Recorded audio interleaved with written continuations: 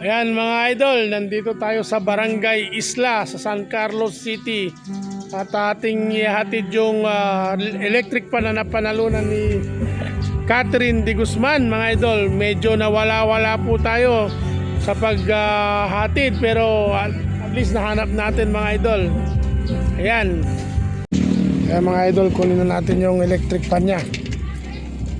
Ito yung electric pan na napanalunan ni Catherine. Yan. Yan yung napanalunan ni Catherine na electric fan.